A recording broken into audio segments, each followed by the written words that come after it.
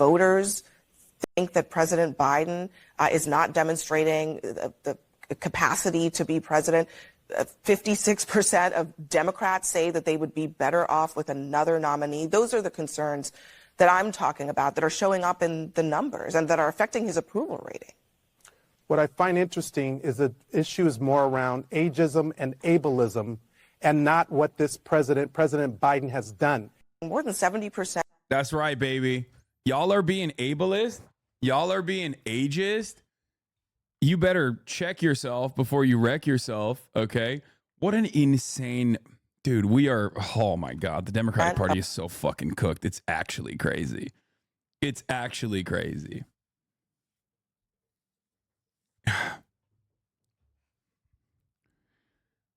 Wow. Yeah. Hasanabi chatter. Yeah, that's like when he's chirping at me from the TV. He's on CNN, but he's actually a Hasanabi chatter at heart. You can tell.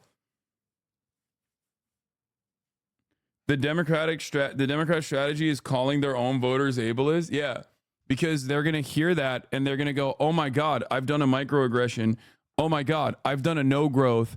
I need to fix this right now. Okay?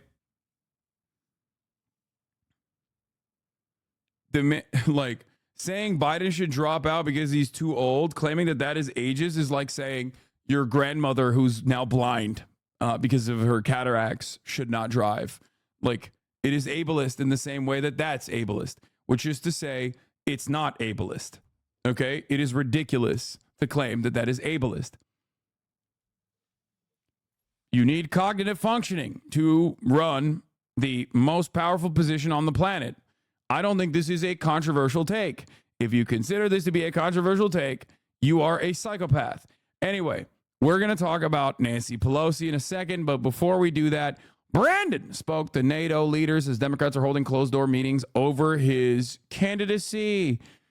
It's a big deal for Brandon. He's going full-blown. He's going full tilt. I'm the NATO guy. I don't think that is a solid way to win an election. Okay? I don't think you can run around and be like, I'm the NATO guy, Jack. Michigan, I'm the NATO guy. Wisconsin, I'm the NATO guy. I made NATO. Vote for me. Literally, perhaps one of the worst possible ways to run for president. Like, nobody gives a shit. Americans, historically, as we have talked about, don't give a fuck about foreign policy, which has been a very beneficial position for our robust defense contracts, our robust defense industry. It's great. It's great for them. Nobody gives a fuck, so we get to do whatever the fuck we want. People don't even comprehend that, like, all the money that's going to those initiatives is actually money that could be going to, I don't know, fixing our fucking roads, beefing up our infrastructure for climate change, paying for health care, all these different things. Of course, we're not going to do that. The average American doesn't think about that. But because the average American also doesn't think about that, you can't run on that. That's not a thing that you can run on. You can't be like, I'm the fucking foreign policy president.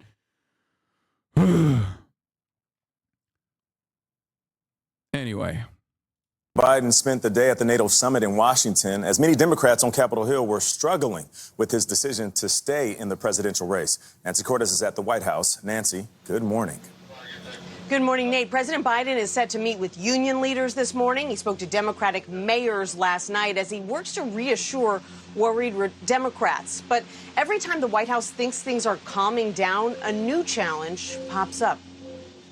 Today, NATO is more powerful than ever. Just as President Biden was looking to project strength with a speech to NATO leaders yesterday, House and Senate Democrats were holding tense, closed-door meetings. We're riding with Biden. We're riding with Biden. Are you all on the same page? No.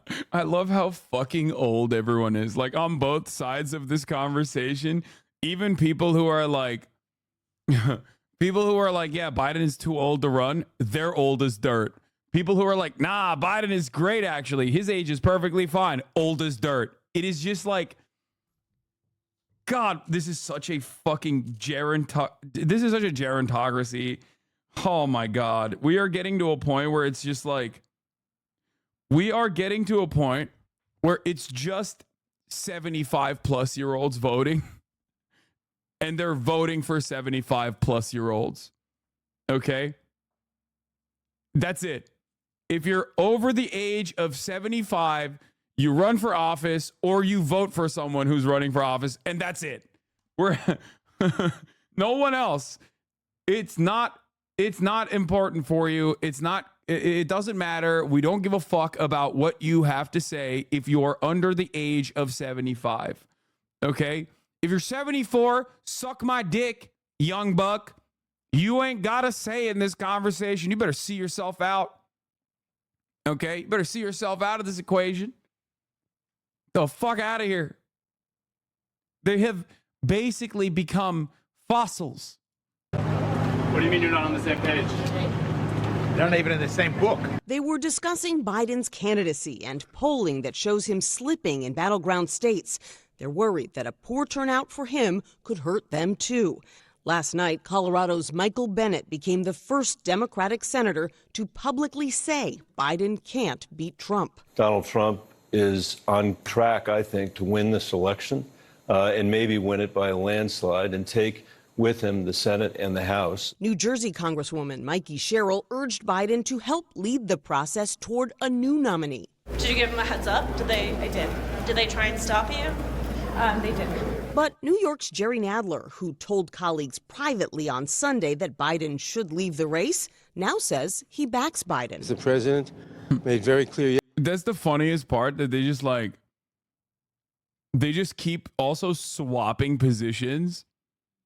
Because, like, Nadler was like, I don't know, maybe the president's fine. I don't know. It's like, like he was one of the first elder statesmen who is also elderly to come out and be like, yeah, this can't happen. Okay? And then now he's turning around and he's like, I don't know. I forgot what I was saying.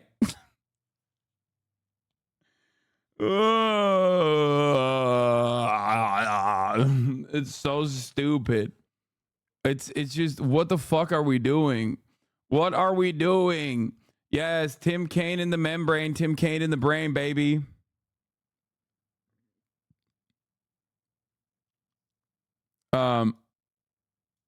Senator Tim Kaine to Joe Khalil TV. I have complete confidence that Joe Biden will do the patriotic thing for the country, and he's going to make that decision. He's never disappointed me. Tim Kaine, dude. Tim fucking Kaine. Bro, Democrats are talking. Okay, let me tell you something, okay? Democrats are talking about New York being a battleground state. I have never seen such panic in the Democratic Party. Like, Bernie Sanders potentially becoming the presidential candidate for the Democratic Party is literally not as scary for these motherfuckers. And that's the scariest thing for these motherfuckers, okay?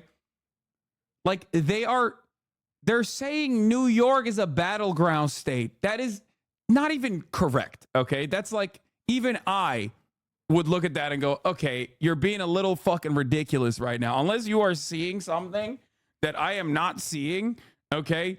That is insane. That is just like an absolutely insane fucking take. Yeah, they're like, Massachusetts is gone. They're making a second Republican Party out there, okay? Like, Massachusetts has fallen. Vermont.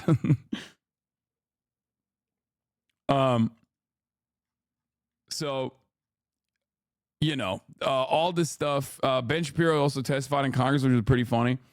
We'll do that as well. Their internal polling must be dire. Yeah, it's just, it is. I think they're a little bit hysterical, I'll be honest, but like, this is them trying to, you know, increase the heat a little bit, slowly but surely turning the fucking dial, okay?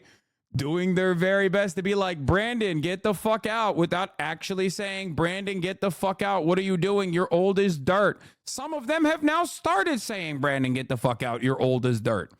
Okay? But you have to understand a fundamental truth here that I have brought forward multiple times. If you're like, why aren't the Democrats saying this loudly and proudly? Why aren't the Democrats actually coming out of the gates swinging at Brandon?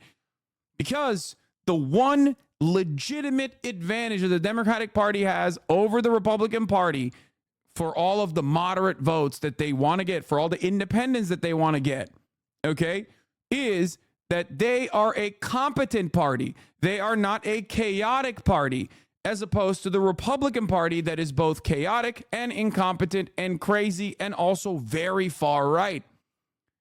Democrats are supposed to show stability, so they can't fucking come out and be like, we are in a state of massive panic here. They're trying to fucking do this as politely as possible. They just keep going, come on, come on, come on, do the right thing. We love you. Do the right thing. Do the right thing. We love you. You're great. Do the right thing. Okay? Because if Brandon keeps this shit up and he's just like, nah, I'm not getting out. I'm not getting out. You shut your mouth. I'm doing the best. I'm God King. Lord Almighty can't get me to take myself out of this race.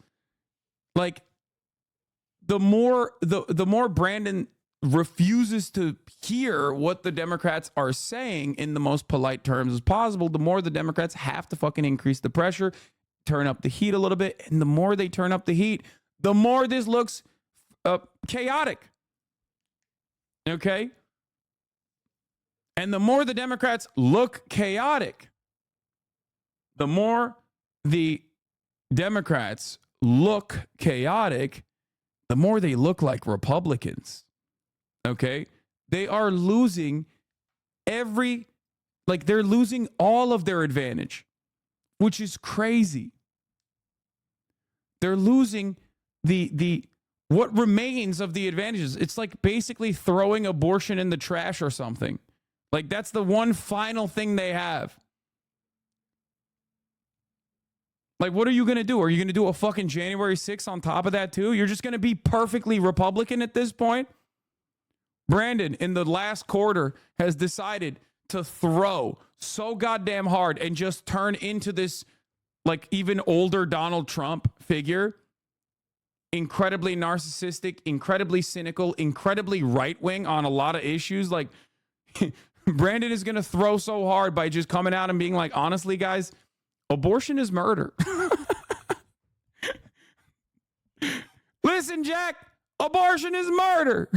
And I don't think we should have it. I'm proposing to throw women in jail if they try to get an abortion. I'll tell you what.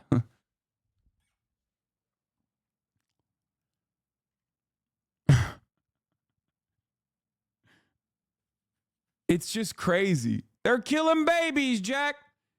Immigrants are doing rape, and then they're killing babies. Watch me. Not under my watch. I'll put an end to that. Yesterday that he's running, and for me that's dispositive. We have to support him. He's not the only lawmaker who sounds more resigned. Yeah.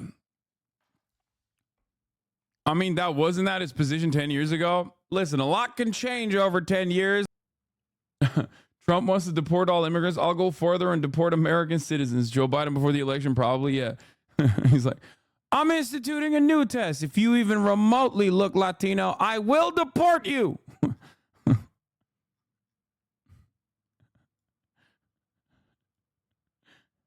No more. Even if you got Spanish background, I'm deporting all the Puerto Ricans. Back to their island.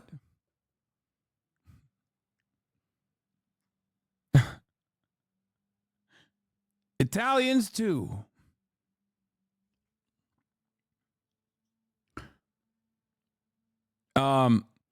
Richie Torres had this to say: in determining how to proceed as a party, there must be a serious reckoning with how down ballot effective whoever we nominate.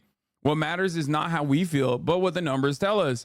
An unsentimental analysis of cold hard numbers, which there's no personal feelings or political loyalty, should inform what we decide and whom we nominate. If we're going to choose a particular path, we should be clear-eyed about the consequences. Blindness is not bliss amid the terrifying threat of a Trump presidency. That's crazy.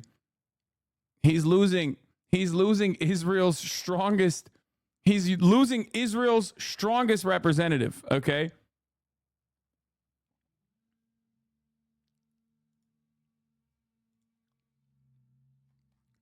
This is funny.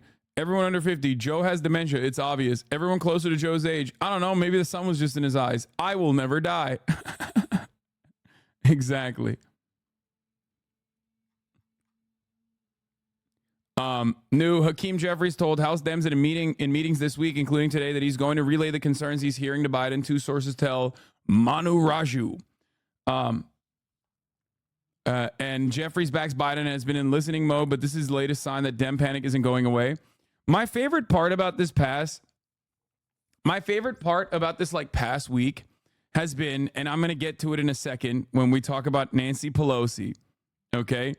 My favorite part about this past week has been the new method that Democrats have decided to apply to the chaos, which is, oh, Joe will make a decision soon. It's like, what do you mean he'll make a decision soon?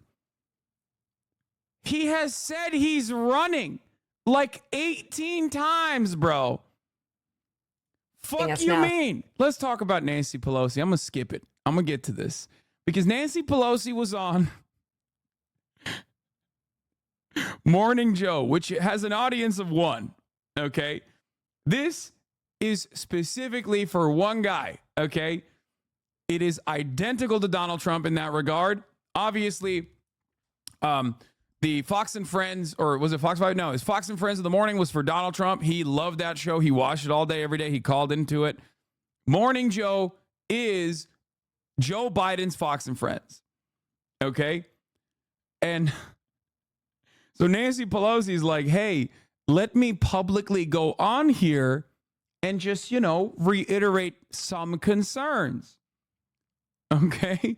And she did. She sure did. Let's take a look. Speaker Emerita, Democratic Congresswoman Nancy Pelosi of California, and the leader of the Democratic opposition of Belarus, Svetlana Tikhanovskaya. Thank you very much, both of you, for joining us. Of course, Svetlana fled Belarus in 2020 after running against authoritarian leader Alexander Lukashenko in the presidential election, and is widely thought to have won, despite Lukashenko declaring victory amid widespread reports of the election being rigged in his favor. Sound familiar? Svetlana and former Speaker Pelosi are the co-authors of a new op-ed in the Washington Post entitled "NATO is a Bulwark Against Tyranny." Thank you both very much for joining us. Speaker Pelosi, I want to start with you on President Biden first, because over... What was the makeup person on strike? Nancy Pelosi looks ridiculous. I actually disagree. I saw pieces of this interview earlier this morning, and I actually thought she looks kind of nice. Like, this is completely irrelevant to the main point of contention here, but I think Nancy Pelosi here, without like the crazy old person makeup that she normally does, legitimately looks kind of good. Like, I think this is a good, this is a much, are you drunk? No, I think she looks a lot better with, subtle makeup rather than the classic old person cake that she puts on normally.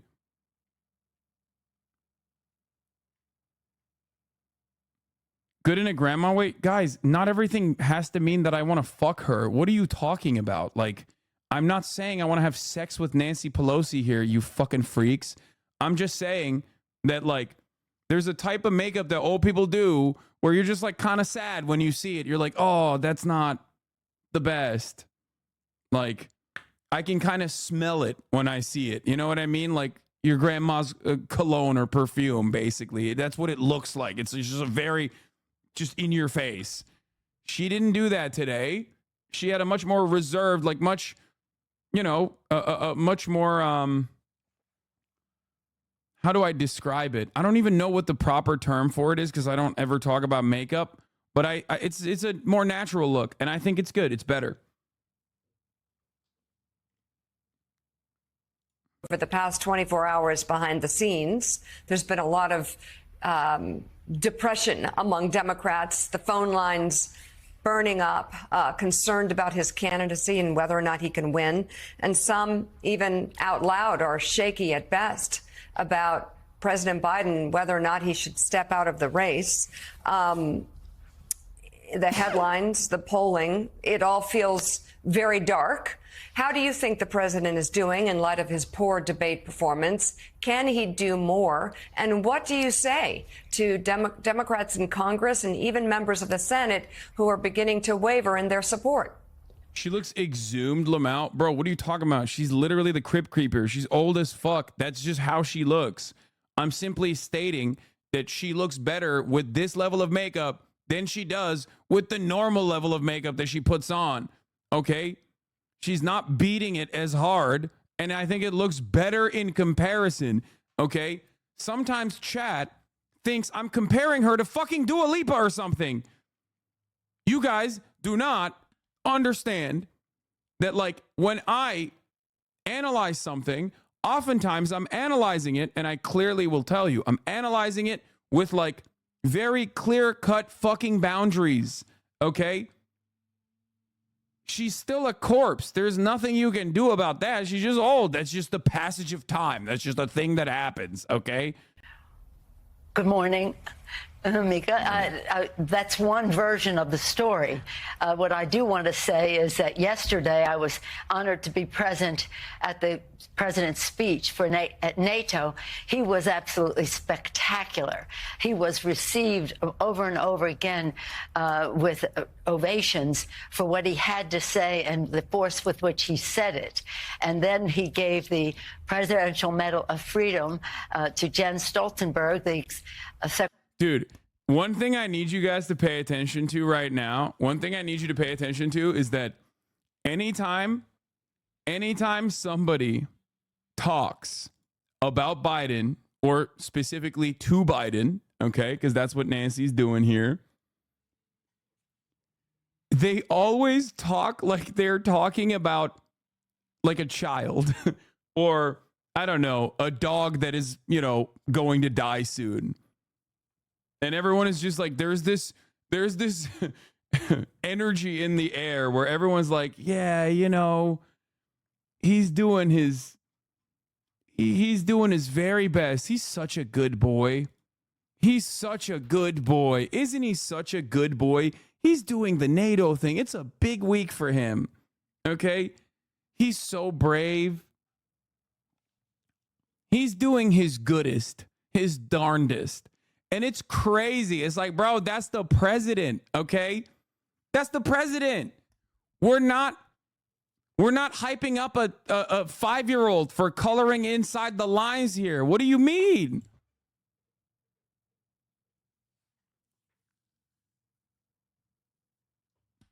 He's having a big week, okay? It's NATO's 75th year anniversary. It's a big week for Brandon. Secretary General of NATO. I felt very honored by that because, as one who has received it, Jen's getting it brought luster to that honor. So it was a beautifully received, energetic presentation by the president.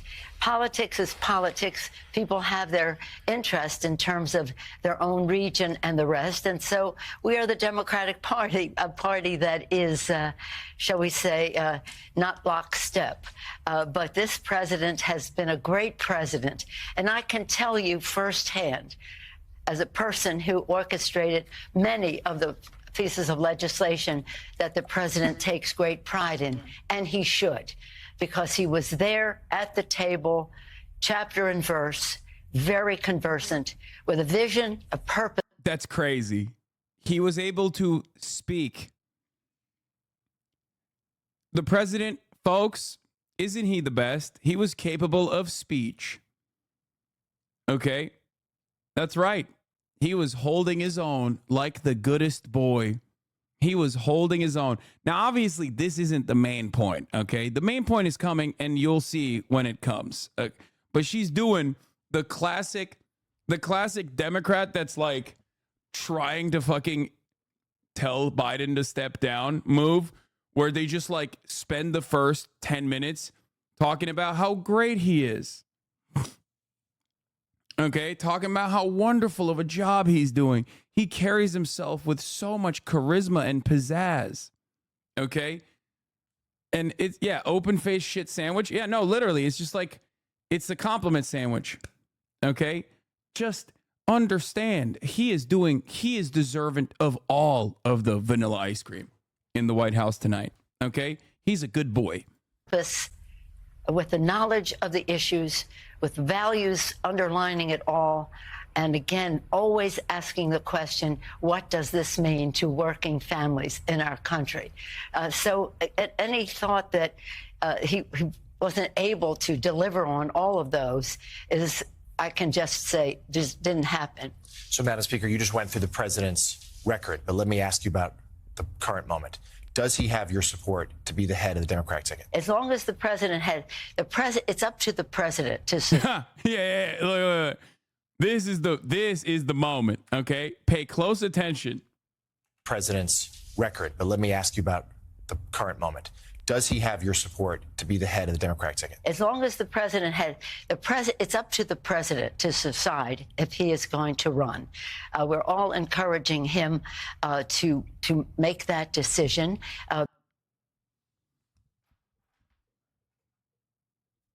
I'm sorry. I'm sorry. Make the choice to run? Nancy Pelosi has not been in a fucking vacuum for the past week. She knows the president has decided. Why is she acting like he hasn't decided? He keeps saying, I'm running, Jack. Fuck you mean? Oh, it's up to the president to make that decision. He literally said, only God can take me out of this race. And then said, if someone wants to unseat me, they should run against me. Primaries are fucking over, and he's over here being like, run against me, Jack. So why is Nancy Pelosi saying that?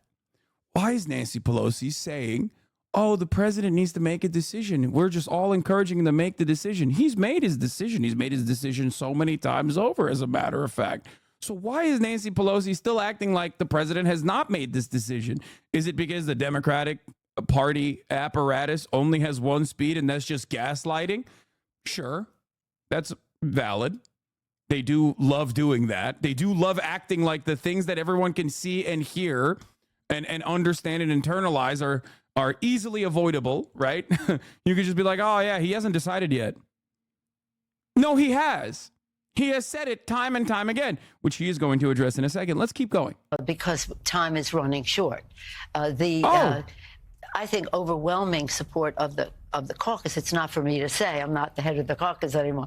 But he's beloved. He is respected. And people want him to make that decision, not me. He has said he has made the decision. He has said firmly this week he is going to run. Do you want him to run?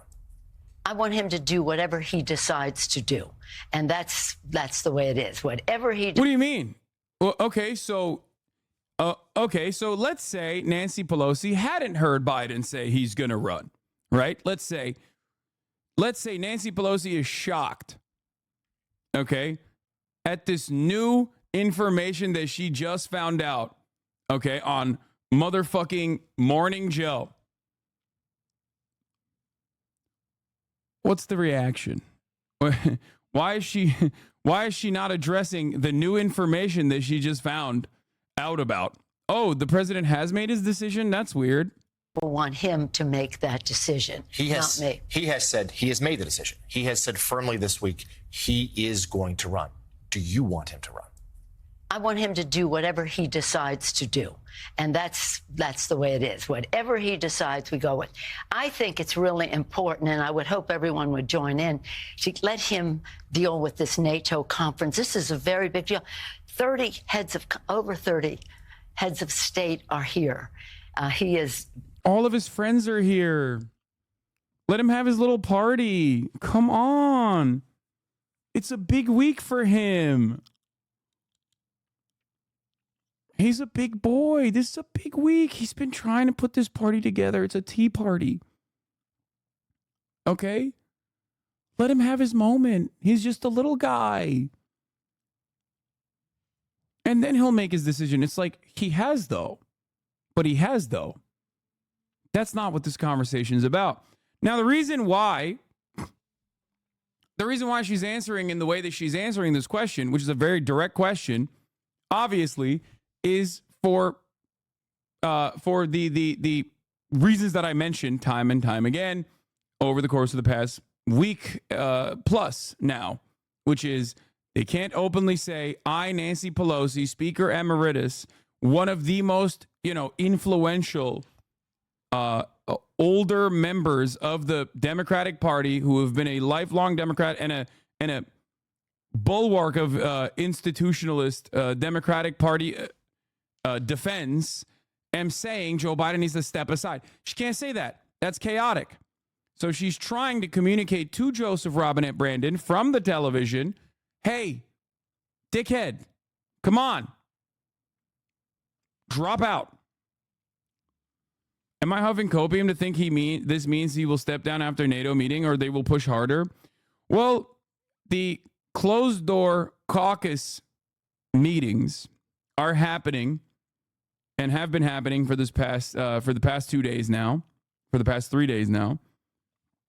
And the issue is it's very back and forth. But more and more senators and House of Representatives, like representatives in the House, are coming out and saying, like, yeah, no, this can't continue. Okay? The host of it, and that means not just hosting, it means orchestrating the discussion and setting the agenda. And he's doing so magnificently. And I've said to everyone, wouldn't that message be taken better by Joe if she went and talked to him personally rather than doing it on TV? Like, why not just go to the White House and ask him straight up?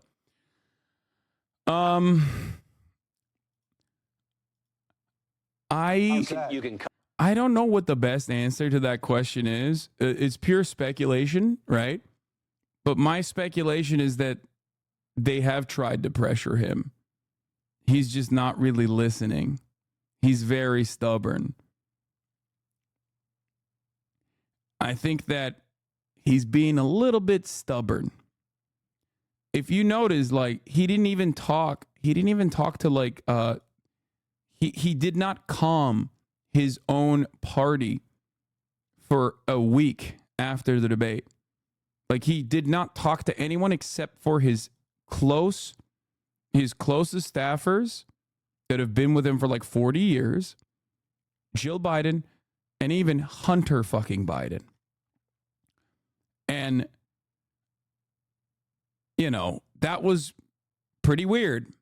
And even then, since then, he's only talked to like a total of 20 Democratic Party members. Okay? So, situation is not great.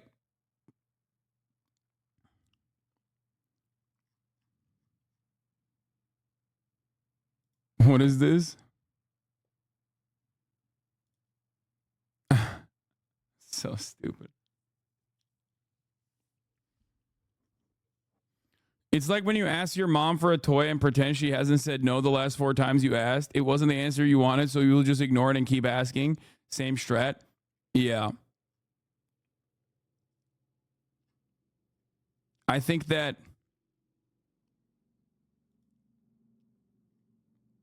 one House Democrat, a Biden ally, told me they think the White House and campaign will limit the president after this week. I think he'll survive the convention if he just limits himself at this point. This is obviously not what many of the other Dem lawmakers are calling for. Yep. They're hitting the la la la, I can't hear you button, which is funny because that did carry him across the finish line, or at least that carried him to a victory in the last primary. Okay. And I think that they're making a mistake in thinking that this will carry him to the convention And then after the convention, it's just like everyone is going to have to defend whoever the Democratic Party candidate is.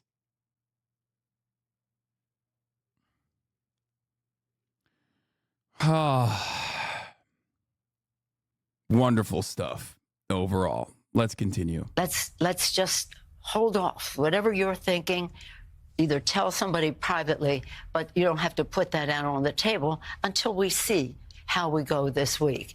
But I'm very proud of the president, and I'm very proud to be here with Svetlana. I've been on this show any number of times, but I have to say it is such an honor to be with her, a champion of democracy, a courageous leader in a very dangerous situation. So I'm looking forward to hearing from Svetlana. Well, let's turn to you now. Thank you for being here. Tell us, what is here at the NATO summit? What is your overall message? What we are waiting from NATO countries now as people who are fighting against dictatorship, against atrocities in our country, against imperial ambitions of Russia, we need unity and decisiveness. Because the task of dictators is to split democratic world and to divide, not pursue them, not to provide assistance to those nations who are fighting to dictatorship. So we need unity and we need decisiveness, because very often... Yeah, the rest of this is NATO related. I don't really care about it as much right now. We'll get back to the NATO conversation in a little bit. Okay? Some Democratic lawmakers are strongly backing the president, others voicing serious concerns as the president hosts the NATO summit in Washington, where his performance is going to be closely watched. Our senior congressional correspondent Rachel Scott is tracking it all on Capitol Hill. Good morning, Rachel. George, this morning, President Biden will be on the world stage trying to prove to his party that he has what it takes to stay in the race. It comes as some Democrats warn that if he remains on the ticket, Democrats will lose in November.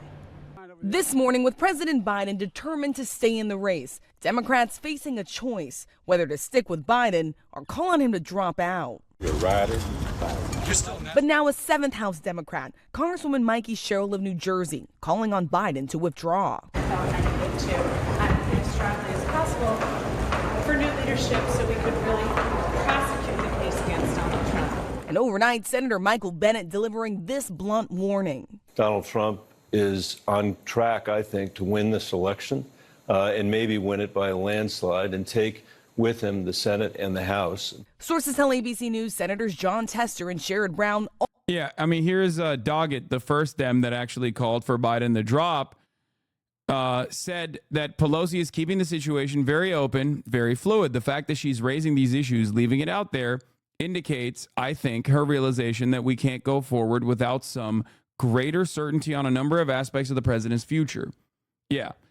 Nancy Pelosi could be like, no, it's a done deal. She could hit the AOC line, right?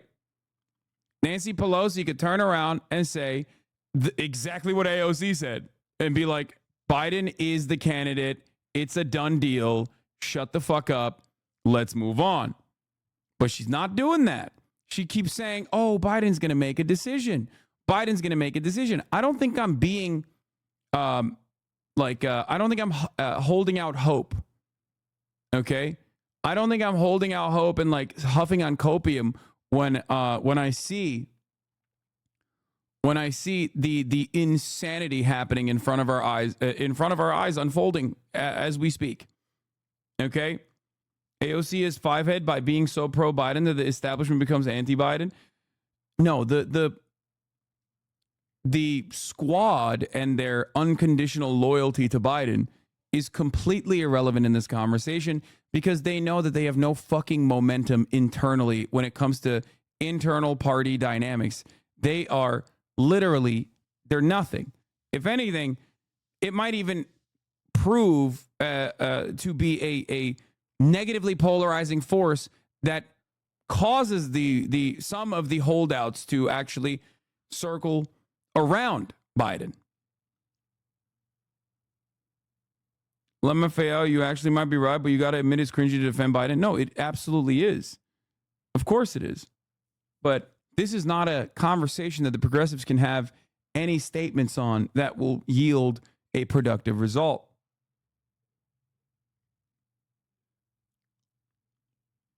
Okay? That's why I kept saying over and over again, reiterating over and over again, that this is specifically for the establishment Democrats to decide on.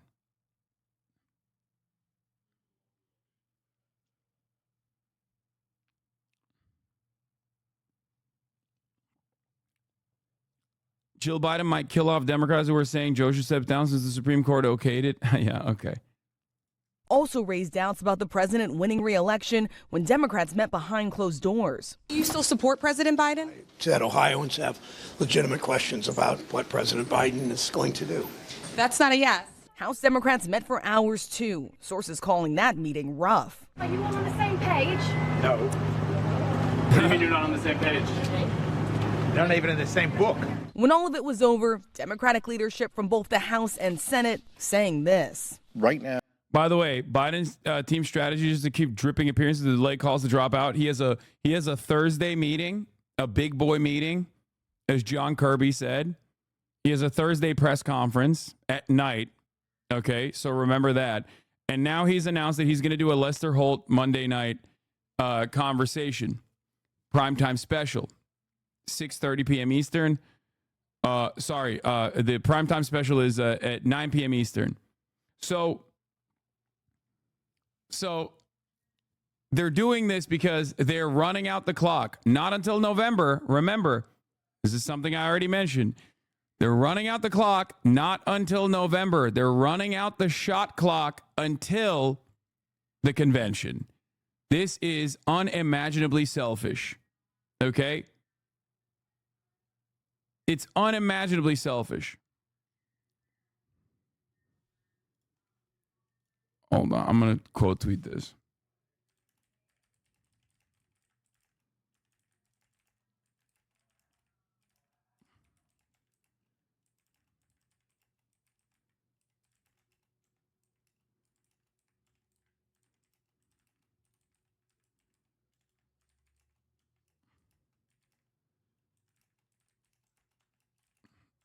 But until the convention,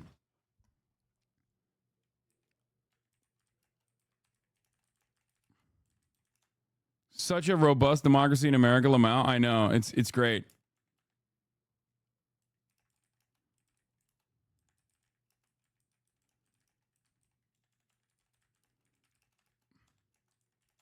Why did the convention? Do normies even care about that? It's not about the normies. It's about the Democrats.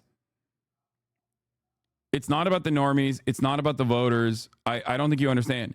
This is not about the voters at all. This conversation is being had internally within the Democratic Party. If he makes it to the convention, it's over. Like, there's no going back from that. He knows that obviously no Democrat is going to fucking come out and be like, that's the presidential candidate, but I can't in good conscience vote for him. No, of course. Of course they're going to unite. And they're going to, whether they want to or not, shut the fuck up and go with Joe. That is literally what is going on here. The Democrats will absolutely fall in line if he makes it to the convention. And he knows that, and that's precisely why, or his team knows that, and that's precisely why they're trying to run out the clock, not until November, but until the convention, so the Dems unite behind the ticket when it's impossible to swap him. Could they backstab him at the convention? Yes, but that's very unlikely. I think this conversation needs to be had, like I said, in order for this to be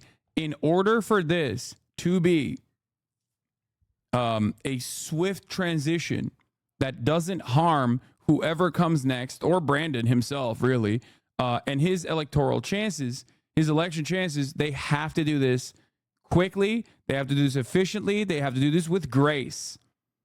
And Biden's senility and Biden's cynicism and Biden's stubborn pride and his spite-motivated attitude is causing this to not happen, which is wild.